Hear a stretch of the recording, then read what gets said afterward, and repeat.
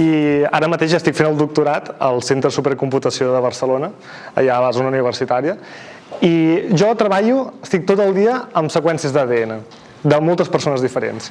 I jo el que vull entendre és què és el que tenen aquestes seqüències d'ADN, aquest ADN que ens faci ser diferents i que ens faci ser com som a cadascú de nosaltres. Llavors em vaig preguntar com aquest ADN ens pot ajudar a entendre el nostre passat. D'on venim? Quins secrets hi ha amagats al nostre ADN? Doncs això és del que parlarem avui. Però abans de tot, jo us vull preguntar d'on veniu vosaltres? D'on venen els vostres pares, els vostres avis? Qui sap d'on venen que aixequi la mà qui sàpiga de quin poble són els seus besavis? Besavis? Bueno, comencem, si no, amb avis, va. Avis, bé, molta gent, no? Gairebé tothom sap d'on són els seus avis. Els seus besavis, qui sap d'on són? Vale, encara molta gent. Ara anem més enrere encara. Rebesavis. Ningú, de sobte, ni una mà. Vale? Doncs, com ja veiem, com més enrere anem, més difícil és seguir el llinatge de l'herència dels nostres ancestres, qui són. Doncs bé, en el nostre cas, hem pogut anar fins a besavis i s'ha acabat. Però si poguéssim anar preguntant, potser podríem, amb algun familiar, algun parent que tenim, potser podríem recular una mica més. Però què passa quan ja no podem anar més enrere? Doncs el que podem fer, que això és el que fa precisament la gent que fa genealogies, és anar a l'Ajuntament o a una església a demanar registres de partides de naixement, casaments, defuncions, que són documents molt útils perquè tots aquests ens poden donar informació sobre, a part de la persona concreta que hem demanat la seva partida de naixement o defunció, el que sigui, també podem veure qui eren els seus pares o qui van ser els seus fills. Llavors ens dona molta informació i així, esglaonadament, podem anar tirant enrere. Llavors, si algú vingués d'una família benestant, seria fàcil poder anar encara més enrere, no? Podríem trobar registres encara més antics. Però arribaria un punt que, malgrat que formis part de la reialesa, no podries anar més enrere. Per què? Perquè arriba un punt que ja no tenim cap tipus de registre escrit. Principalment, i entre altres motius, perquè o no s'han conservat o hem anat tan enrere que l'escriptura ni existia. Aleshores, què ens queda en aquest cas? Ens quedaria, si anem més enllà, ens quedaria l'ADN. L'ADN és l'únic que tenim que ens pot donar aquest tipus de respostes. Llavors, primer situem-nos. Què és l'ADN? En totes les nostres cèl·lules tenim uns cromosomes que són un empaquetament d'ADN. I aquest ADN ens el podem imaginar com un collaret de perles, d'alguna manera. Simplement és tan senzill com això, és un seguit de peces. Aquestes peces poden ser de diferents colors. N'hi ha 4 diferents, que nosaltres anomenem amb una lletra. Cadascun d'ells té una lletra que és la inicial del seu nom. A, T, C, G. Però bé, avui ens quedem amb els colors perquè el fet és exactament el mateix. A mi em serveixen. Llavors, per què és important aquest ADN? Aquest ADN és important per diversos motius. Un d'ells és perquè ens dona característiques de com som nosaltres. És a dir, no és l'única cosa que ens fa ser com som, perquè també tenim hàbits d'alimentació, d'esport, si fumem, si bevem, hi ha moltes coses del nostre entorn que ens afecten. Però, a part d'això, tenim l'ADN, que l'ADN, per exemple, ens determina el color dels cabells, dels ulls, el color de la pell, si som més alts o més baixets, el nostre grup sanguini, com de propensos som a patir unes malalties o unes altres. És a dir, ens explica moltes coses de tots nosaltres. I per l'altra banda, l'ADN també és molt important perquè, com deia abans, ens permet traçar una genealogia, perquè el nostre ADN prové del que ens van donar els nostres pares biològics, la meitat del pare, la meitat de la mare, i el seu també dels nostres avis, i així seqüencialment tan enrere com vulguem. Llavors, a part de ser el responsable de fer-nos ser similars als nostres pares, als nostres avis, es va passant de generació en generació. I això és molt important, perquè ens permetrà respondre les preguntes que ens farem avui. Llavors, tornem en aquest collaret, aquesta molècula d'ADN, però ara l'estirarem perquè sigui més fàcil de visualitzar. Llavors, aquí tenim una persona i això és el seu ADN. Cada posició, cada boleta és una lletra diferent, és una perla diferent, diguéssim. Llavors, aquí tenim una altra persona. Fixeu-vos bé, tinc punter aquí, sí. A un primer cop d'ull sembla que sigui tot igual, no? Però aquí realment tenim una diferència. Aquí tenim un color blau i aquí un taronja. I ara afegim una altra persona. Aquí també tenim algunes diferències. Per fer-ho que sigui més fàcil de veure aquestes diferències, el que farem ara és, quan una boleta sigui del mateix color que la de dalt de tot, les transformarem en gris. Així ens quedarem només quedarà acolorida aquelles posicions que siguin diferents. Veiem? Aquí ja teníem blau i blau, se'n va, ara s'aniran els taronges, ara els verds, perquè són tots iguals, tots els liles i tot. I al final ens quedem amb aquestes 3 diferents posicions que són diferents. La resta, tot el que està en gris, és igual entre aquestes diferents persones. Llavors, ara anem a fer exactament el mateix, però anem a mirar una molècula més llarga i de més persones. Però ja us estalvio la part de posar el gris. I el que tenim és això. Què veiem aquí? Veiem que gairebé totes les posicions són iguals. Excepte aquesta fila d'aquí i aquesta fila d'aquí. Per què? Perquè entre tots els que estem en aquesta sala, entre cadascun de nosaltres, un 99,9% del nostre ADN és igual. És a dir, totes aquestes peces que anàvem veient són iguals en un 99,9%. És a dir, cada 1.000 només en canvia una. Per tant, aquest 0,1% de l'ADN que varia és el que ens fa ser diferents a tots nosaltres. Llavors, anem a fer una petita activitat, molt ràpida. Jo us vull preguntar, aquí tenim l'ADN d'en Víctor, que el tenim aquí davant, de fet, i ens volem preguntar qui podria ser parent seu o qui podria estar una mica emparentat, qui és més proper genèticament. Doncs bé, tenim un grup d'amics i anem a mirar qui podria ser parent seu. El que fem amb aquesta gent és, els agafem una mostra de saliva o bé una mostra de sang. A la sang podem trobar ADN de més qualitat, llavors ens serà més útil. I el que fem ara és això, ho posem en una màquina que es diu un seqüenciador, que el que ens permetrà és que a partir d'aquesta mostra biològica que hem extret d'aquestes persones podem aconseguir la del seu ADN, aquesta cadena que vèiem abans. Doncs anem a veure quines tenim. Tenim aquí l'ADN de la Clàudia, l'ADN de la Maria, l'ADN de l'Eva i l'ADN d'en Ferran. Llavors, aquí com abans us he deixat només acolorides aquelles posicions que canvien. Llavors, aquí dalt tenim en Víctor i aquí tenim totes les persones. Anem mirant posició per posició per veure quan és igual. Si aquí tenim un gris, significa que és igual que dalt, no? Com dèiem abans. I si hi ha color, és que és diferent. Llavors, veient això, qui creieu que és més probable que sigui parent d'en Víctor? En Ferran, no? Tothom ho ha vist molt clar, sí? Vale, perfecte. Doncs sí, això és tan senzill com així, i a la vida real és així, només que ho veuríem amb un document extremadament llarg, perquè clar, aquí veiem una cadena d'ADN de 1, 2, 3, 4, 5, 6, 7, 8, 9, 10 posicions, però a la realitat tenim 3.200 milions d'aquestes boletes.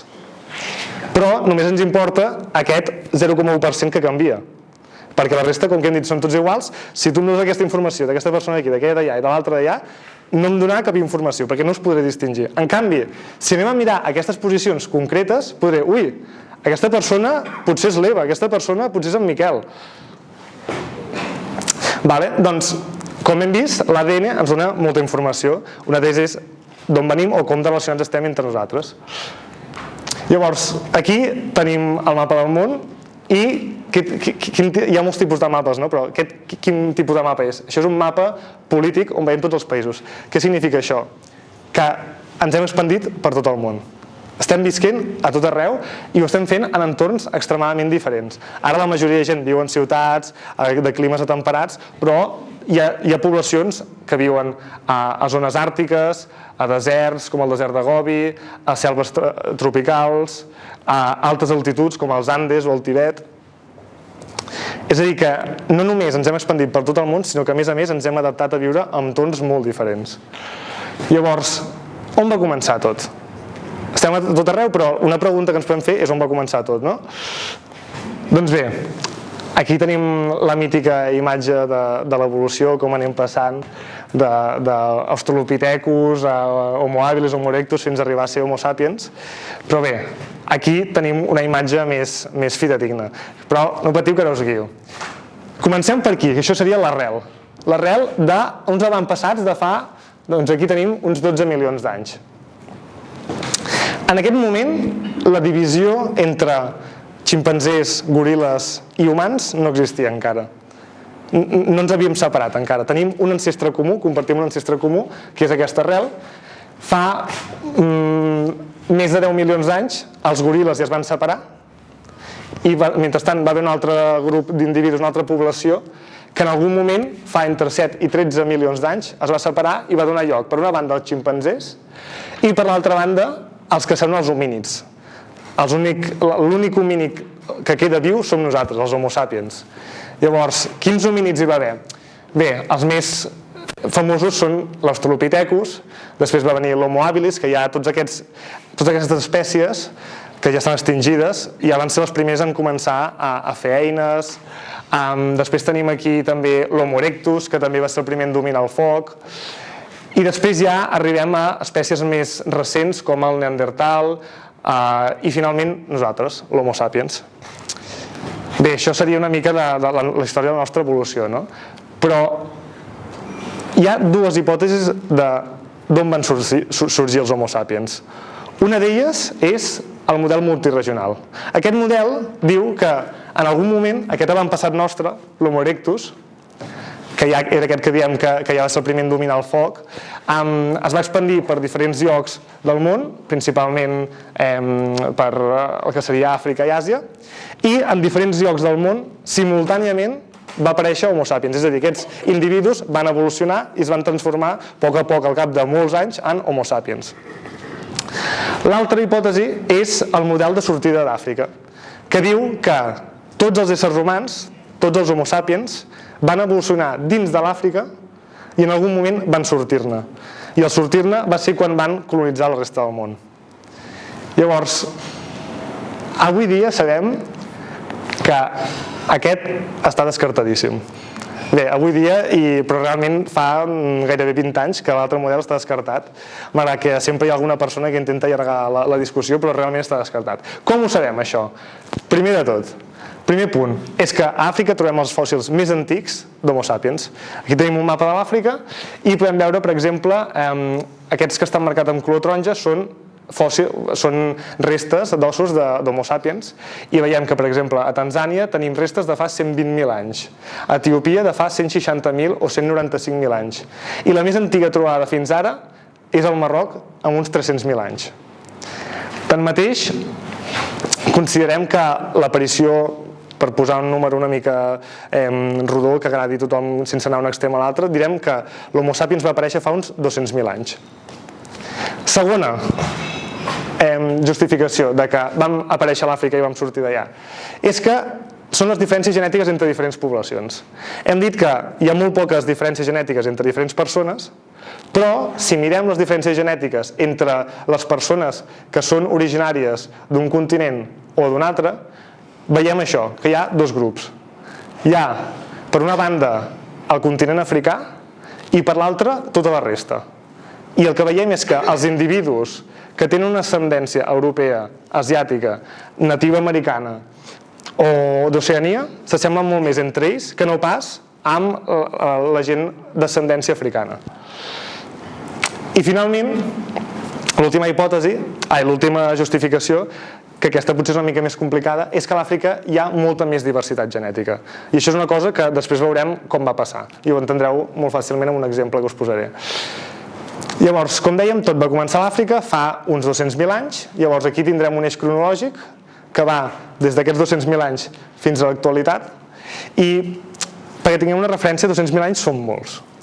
Són molts, què ens podem imaginar? Per exemple, aquí al Mont Negre, a 50 quilòmetres d'aquí, tenim un dolmen bastant gran i maco, el dolmen de la Pedra Gentil, que no té ni 5.000 anys. Les grans piràmides d'Egipte tenen uns 4.500 anys aproximadament. És a dir, que si ens situéssim en aquest eix, tot això estaria aquí.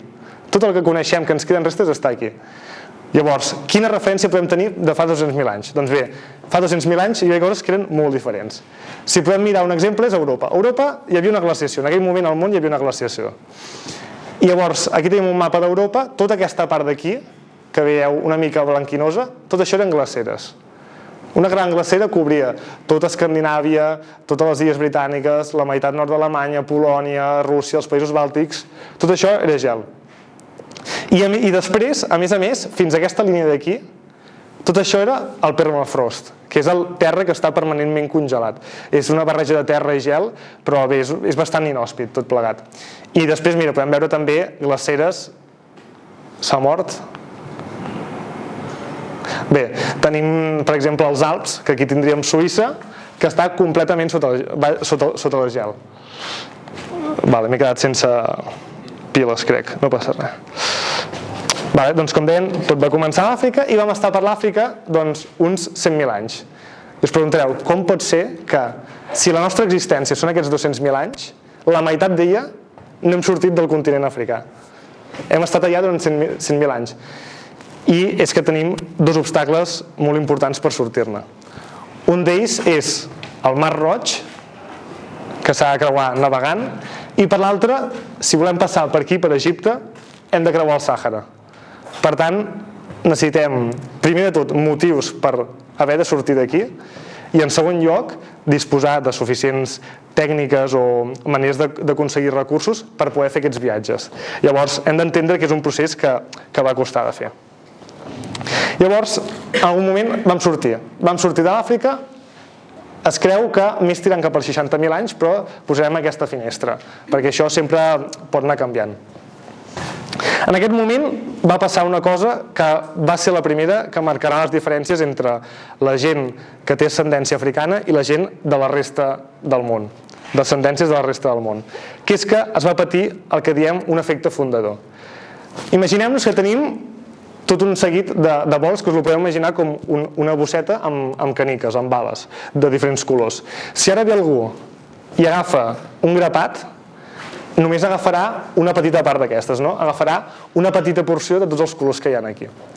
Si ara això són persones, no són caniques, són persones amb diferents variants genètiques, si només agafem una petita part d'aquesta població, quan aquesta població que s'ha separat de l'original comenci a reproduir-se, a procrear i augmenti, les úniques variants genètiques que trobarem seran aquelles que hem agafat aquí, que hem seleccionat. Per tant, què ha passat aquí? El que ha passat és que si originalment teníem 10 variants genètiques diferents, ara aquí he fet com abans, només m'he quedat amb un color de cada, i n'hem agafat 1, 2, 3, 4, n'hem agafat 5, per tant, quan aquesta població d'individus que s'han anat de l'Àfrica comenci a reproduir-se i a procrear, només ens quedaran 5 variants genètiques. Les altres 5 les hem perdut. No les podem trobar fora de l'Àfrica. Precisament per això, perquè només una petita població se'n va anar. Llavors, què va passar? Quan vam sortir de l'Àfrica, doncs ens vam anar escampant per tot el món. Primer vam anar cap a Orient Mitjà, des d'aquí unes poblacions van anar cap a Europa, uns altres individus van anar cap a l'Àsia i Oceania, i alguns van anar cap a Amèrica.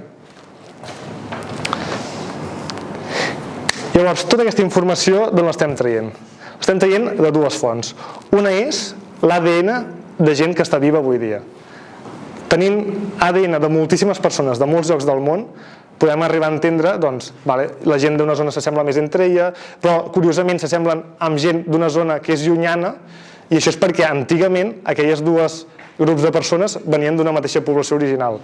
I també l'altra font d'informació és jaciments arqueològics, on trobem persones que ja van morir fa molts anys, i d'aquestes persones, afortunadament, moltes vegades els hi podem treure mostres d'ADN, que com abans les posem al nostre seqüenciador i aconseguim la seva seqüència d'ADN. Llavors, ara ja comencem el nostre viatge fora d'Àfrica. Quin és un dels primers continents que volem visitar? És Europa, l'arribada a Europa. En aquest moment a Europa hi vam arribar fa uns 45.000 anys aproximadament, i ens trobem una Europa així. També estem en una glaciació, no tan extrema com l'anterior, gran part d'Europa està coberta de gel, llavors trobem que trobem una població de caçadors-recol·lectors que arriben des de l'Orient Mitjà i es comencen a expandir per tot el sud d'Europa. És important recordar que estem al Paleolític, és a dir, la gent és nòmada, l'alimentació es basa en caçar, recol·lectar i anar-se movent d'un lloc a l'altre. No hi ha pobles, no hi ha establiments sedentaris.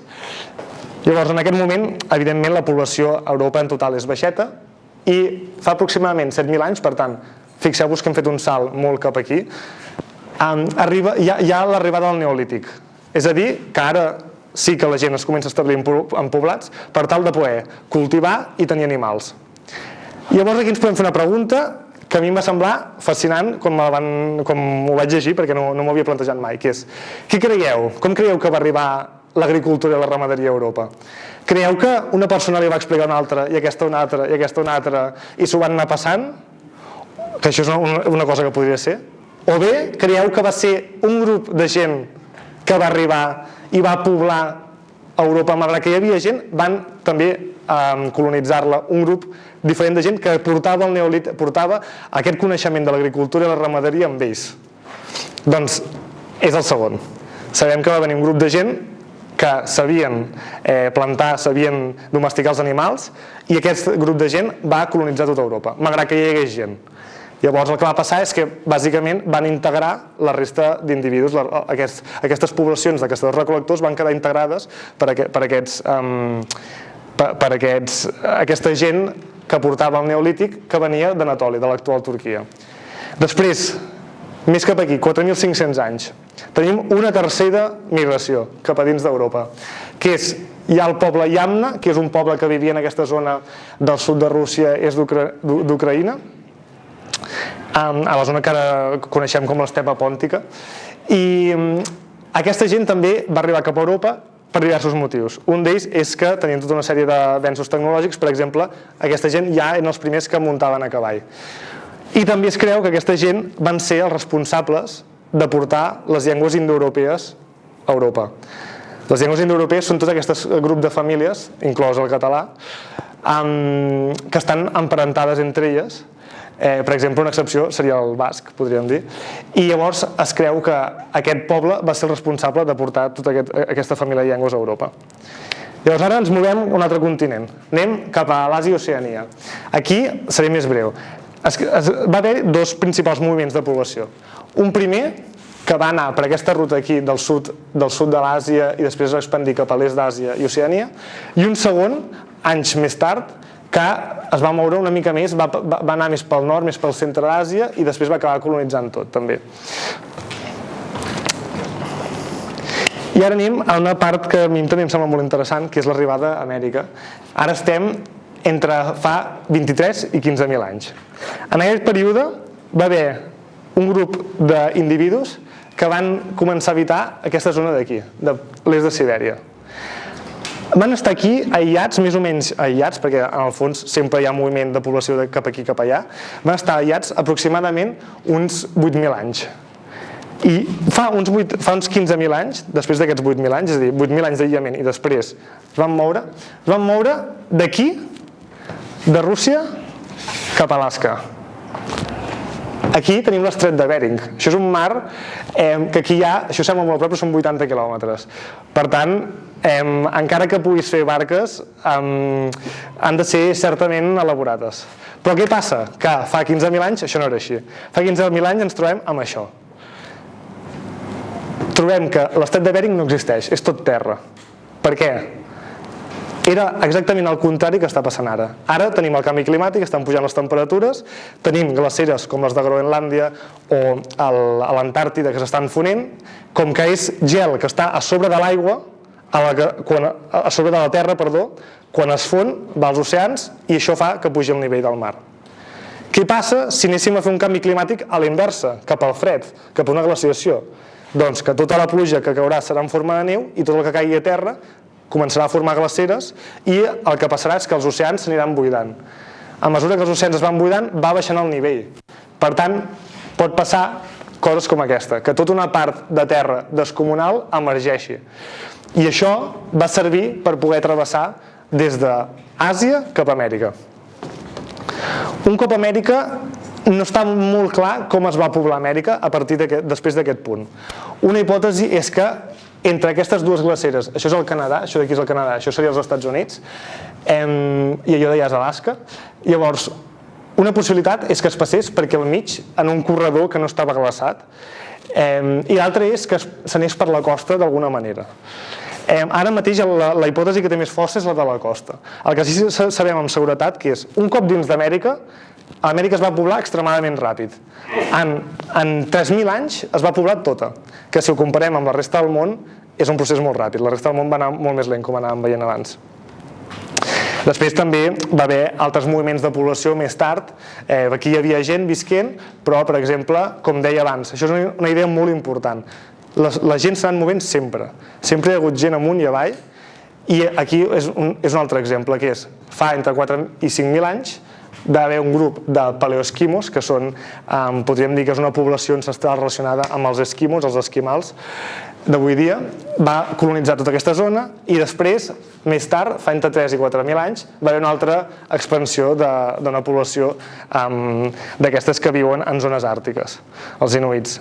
I de fet, aquests són els responsables que les llengües natives d'aquesta zona també estiguin totes emparentades, perquè va ser un mateix grup d'individus, una mateixa població, que es va expandir per tota aquesta zona. I això no cal anar al Canadà per trobar-nos-ho. Aquí també va passar. Aquí, quan es va conquerir el que era l'Àndalus, el que va passar és que va haver un desplaçament demogràfic. És a dir, que la gent de l'Àndalus van anar marxant o van ser expulsats també, depenent del moment, i el territori que quedava va anar sent colonitzat per la gent d'aquests regnes cristians que hi havia, que cadascun tenia la seva llengua, i per tant el que podem veure és com les llengües es van desplaçant de nord cap a sud, a mesura de com s'anava movent la gent. Llavors, això és una font d'informació molt útil també, perquè ens permet entendre que la lingüística també ens dona informació sobre els moviments de gent. I això permet validar el que podem trobar amb l'ADN, com estava explicant fins ara.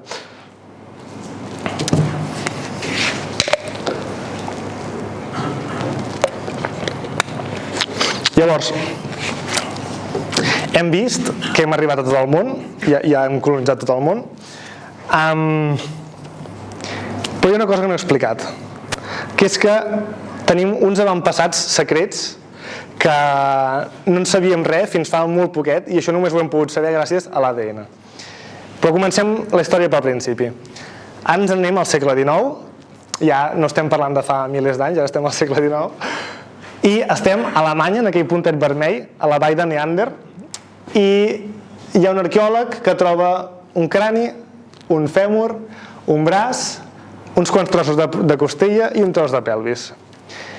I aquest arqueòleg es planteja, ostres, això s'assembla molt als nostres ossos. Podria ser un humà primitiu?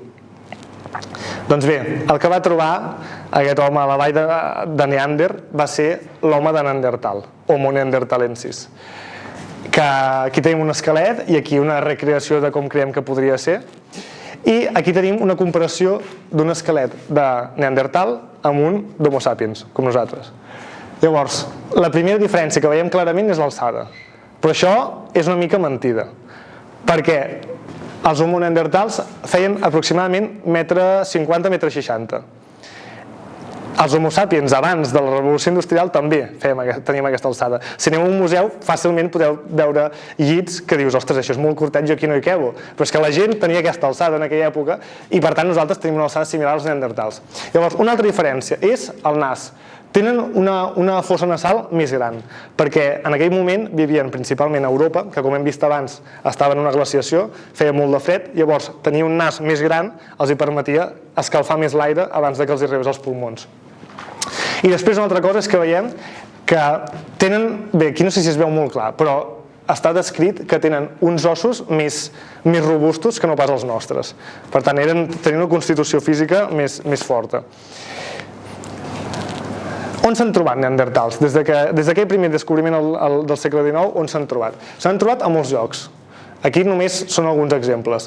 Per exemple, trobem uns quants jaciments a França, però jo aquí en vull afegir un, que està aquí, a Catalunya, que és la cova Simanya, a Sant Llorenç Savall, que fa uns 2 o 3 anys es van trobar 54 peces, és a dir, 54 ossos de 3 individus diferents.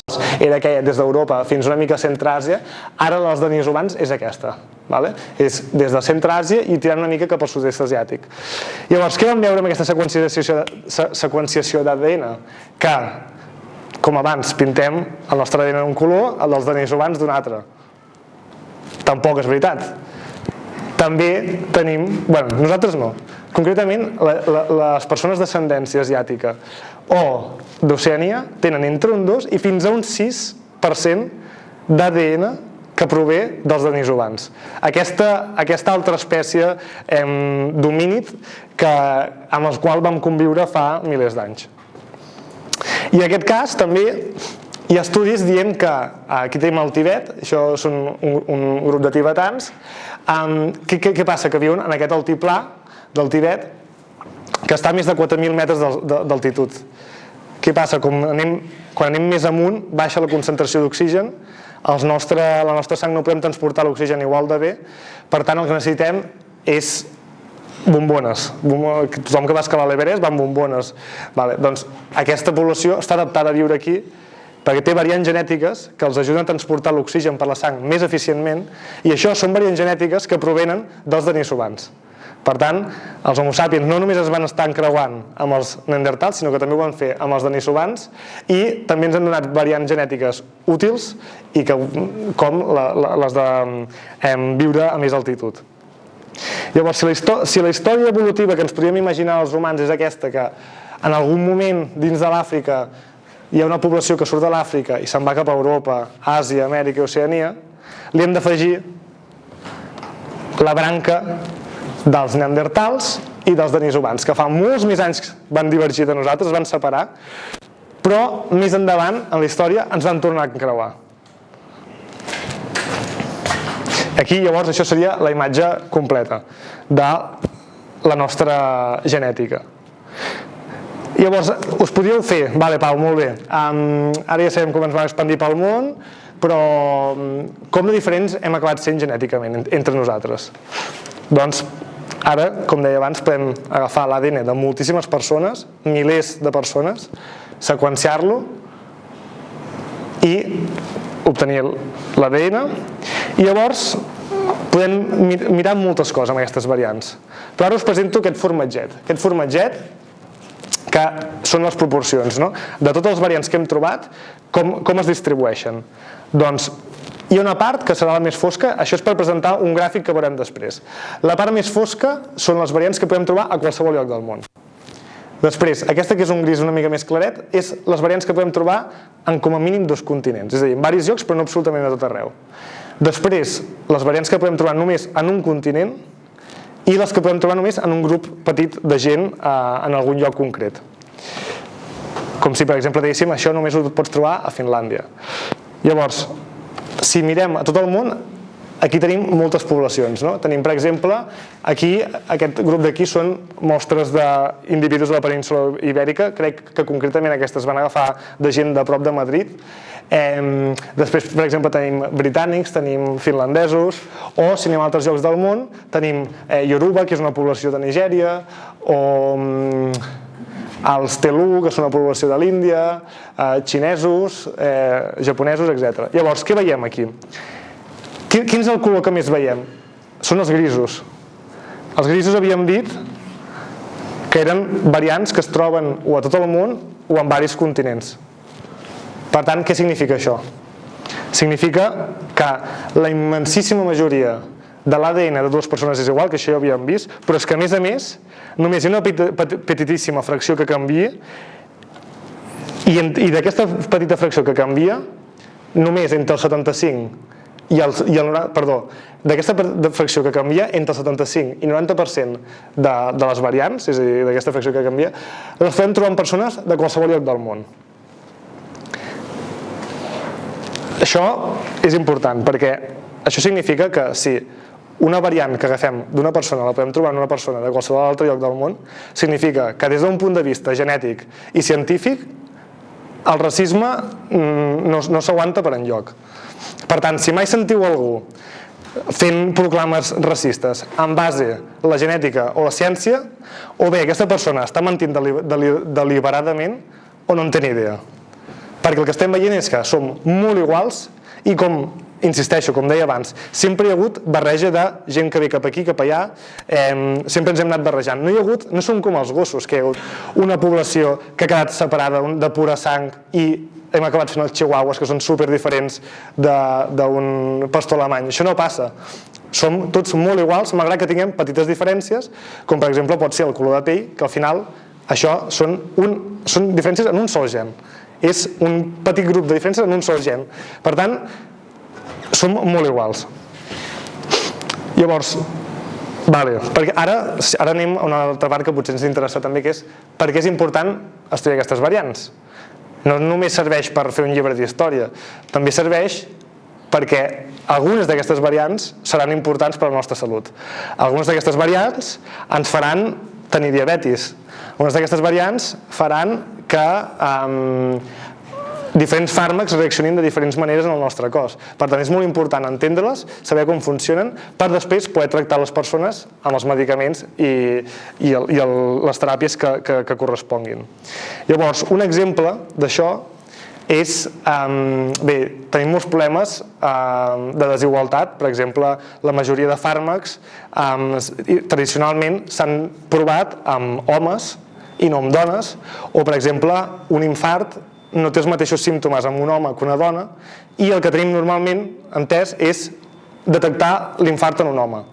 Llavors, perquè sempre s'ha estudiat en homes principalment, què passa si li està donant un infart a una dona? Que potser no reconeixerem els símptomes perquè no estan tan ben descrits. Doncs passa el mateix quan fem assajos clínics de diferents medicaments. Hi ha medicaments, la majoria de medicaments també es proven amb persones d'ascendència europea. En ascendència europea inclou tots els territoris que van colonitzar els europeus, és a dir, gran part d'Amèrica, Oceania, gent d'ancestria d'ascendència europea. Llavors, hi ha medicaments com els broncodilatadors, el Ventolin, per exemple, que serveixen per l'asma, que en afroamericans no funcionen tan bé, perquè tenen variants genètiques que els fan resistents i fan que, per exemple, en infants tinguin 6 vegades més probable que un nen afroamericà mori per culpa de l'asma que un nen que no és afroamericà. Per tant, són diferències genètiques molt importants. Un altre és els anticoagulants. Una persona que té risc de patir infarts perquè se li fan taponaments a les venes, li poden receptar anticoagulants. Aquests anticoagulants, el 80% de gent de l'est de l'Àsia tenen una variant genètica que els fa hipersensibles. Això significa que si tu els administres la mateixa dosi a aquestes persones que li administraries a una persona europea, el que els hi provocarà seran hemorràgies i que potser tinguin complicacions molt grans per culpa d'això. Per tant, és molt important estudiar la varietat genètica i entendre com això ens afecta a cos del dia a dia, principalment la salut. I ara queden uns 10 minuts per les 8, llavors, voleu que faci aquesta secció curteta de la pesta negra? Sí. D'acord, interessa la pesta negra. Vale. Bé, ja tots us sonarà, no?, la pesta negra, una malaltia que transmetien les rates, però que no eren les rates, sinó que eren les puces, però no eren les puces, sinó que era un bacteri, no? És realment aquest bacteri amb aquesta forma així de palet allargat que provoca la pesta. I la pesta es podria presentar de dues maneres diferents, però sense entrar en detalls, ambdues tenien mortalitats altíssimes. Una d'elles, la menys severa, tenia una mortalitat del voltant del 50% i la més severa del 90%. Per tant, si l'agafaves, estaves fotut.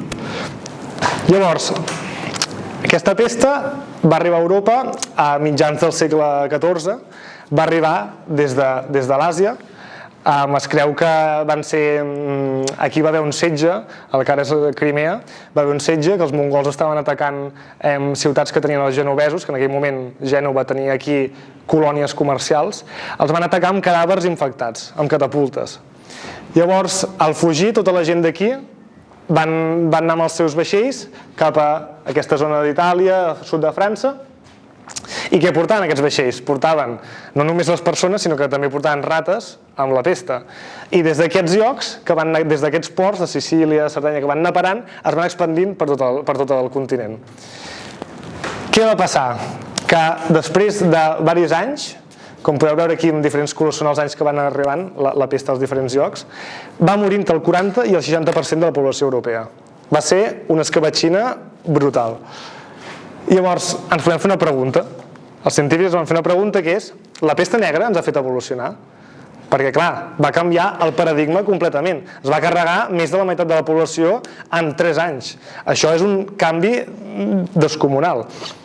Llavors, en un estudi de l'any passat, què van fer? Van anar a cementiris de Londres i a diferents localitats de Dinamarca i van buscar tombes que fossin d'abans, de durant i de després de la pesta negra. Van exhumar les tombes, van agafar mostres d'ADN, les van seqüenciar i es van fer una pregunta: hi ha alguna variant genètica que pugui haver estat protegint-nos de la pesta, o al revés, fent-nos més susceptibles a morir de la pesta?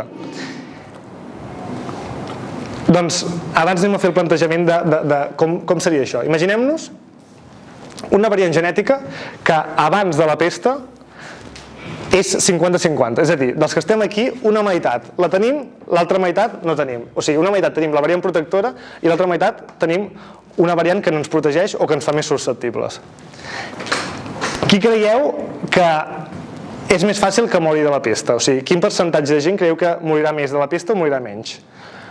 Moriran més els d'aquesta banda. Els que tinguin aquesta variant genètica és més probable que morin, no? Llavors, una variant genètica que estigui influenciant això, esperaríem que per la pesta hi hagués un percentatge més gran de morts que la tinguessin. I què passa? Si tota la gent, o la major part de gent que té aquesta variant mor, i per tant està sobrevivint la gent que té la variant protectora, després de la pesta què passarà? Esperarem que, com que només han sobreviscut els que tenen la variant protectora, només s'estiguin reproduint aquestes persones que tenen la variant protectora i que, per tant, la població que hi ha després de la pesta generalment tinguin la variant protectora. És a dir, que hem passat d'aquell escenari en aquest en 3 anys. Si trobem una variant genètica que compleixi això, és molt possible que estigui relacionat amb la pesta. I efectivament, què van trobar? Van trobar una variant genètica en un gen que es diu ERAP2. Ens encanta posar noms lletjos als gens, llavors no hi ha ningú que se'n recordi, però llavors tenim aquest gen que es creu que una variant genètica en aquest gen ens va ajudar a molts individus a sobreviure a la pesta.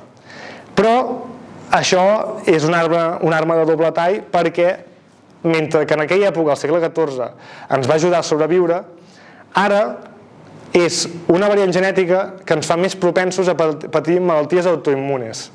Perquè al final tot està relacionat. Si per una banda ens està donant més força en el nostre sistema immunitari, però per l'altra banda, en un moment que ja no necessitem i que vivim molts més anys, perquè en aquella època es vivien molts menys anys, dones molt de marge perquè això se't torni en contra teva, que és el que ens ha passat. En aquell moment ens va ser un avantatge, ara és un problema, perquè ens dona malalties autoimmunes. I fins aquí la meva presentació. Moltes gràcies. Crec que hem vist moltes coses.